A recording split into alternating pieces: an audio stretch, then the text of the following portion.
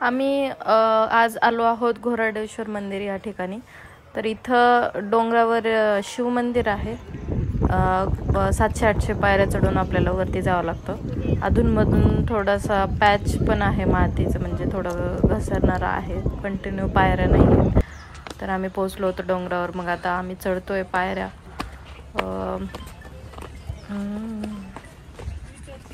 थोड्या खड्या पायऱ्या आहेत, जरा थोडं त्रास होतो. तर थोडं वरती आलो आहेत. बघा सीन कसा दिसतोय मस्त. मी तर विसरलेच सांगायचं, हे घोराडेश्वर इथं आहे. तुम्ही पुण्यातून लोकलने येऊ शकता, बाईकवर येऊ शकता, कसं येऊ शकता. हा आहे वरून दिसणारा सीन. ही लोक काही लोक बाजूने येत आहेत पायऱ्या सोडून, थोडासा ट्रेकिंगचा फील घेण्यासाठी.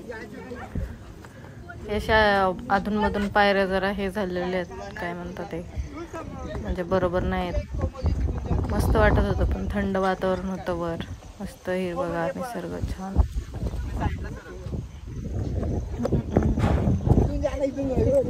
एकदम कडेनं चलतोय. थोडा तोलने सटला की गेलो मग खालीच.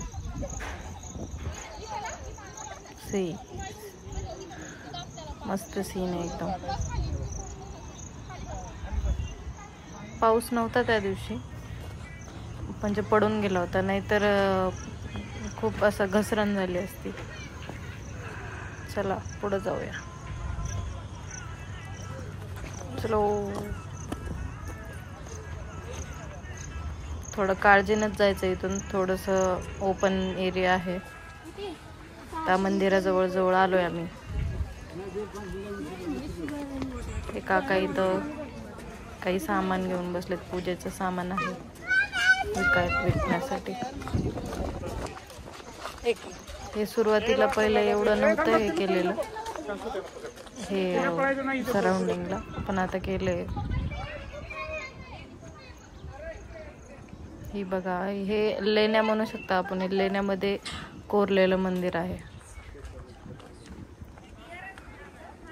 अशा रूम दिसत आहेत वर 2.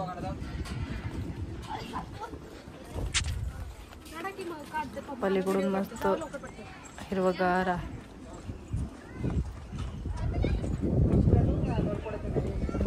इथून स्टेडियम पण दिसतं, वानखेडे स्टेडियम का तुम्हाला नाही दिसणार. हा बघा, इथं छोटासा हौद आहे, पाणी साठलेलं आहे त्याच्यामध्ये. मुंबईचं वानखेडे स्टेडियम पुण्यात. मुंबईचं नाही, सॉरी, दुसरं स्टेडियम आहे कोणतं तरी, मला माहित नाही. हा, पण नाही, इथून नाही दिसणार. कॅमेरामध्ये नाही ते कॅप्चर होईल. चला पहिले पाय धुवून घेऊया आपण.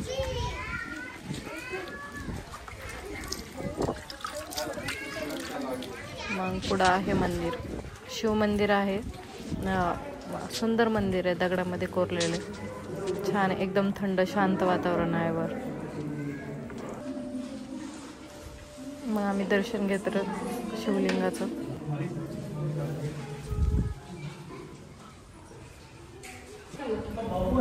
दर्शन घेऊन आम्ही परत निघालो.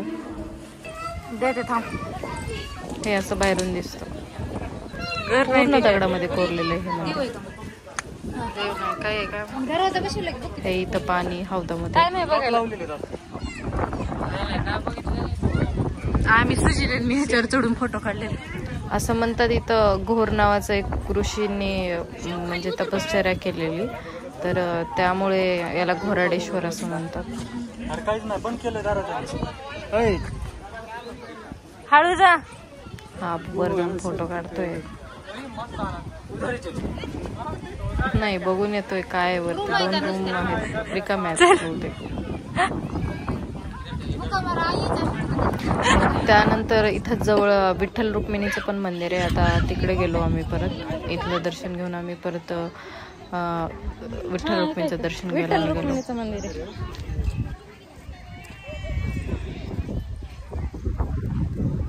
छान होतं वातावरण त्या दिवशी, मस्त. अर्धे जण फोटो काढायला, अर्धे जण दर्शन घ्यायला आलेले. मी दोन्ही केलो.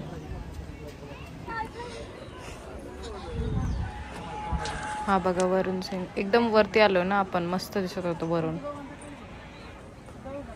कसला मस्त आहे, छान.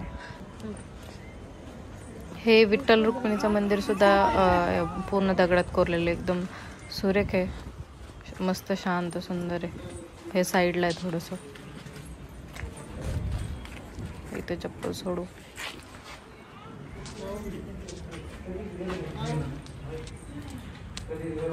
इथे विठ्ठल रुक्मिणी आणि तुकाराम महाराजांचं पण आहे मूर्ती.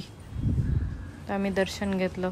इथं काय आहे? ते एक छोटीशी रूम आहे, म्हणजे ते ऋषी त्या लोकांना त्यांच्यासाठी असेल मे बी. चला मग आम्ही बाहेर निघालो. खाणारे असं आपलं दर्शन घेऊन झालेलं आहे. आता चणे खाता आम्ही निघालो. चणे नाही, सॉरी, वटाणे. इकडे बघ.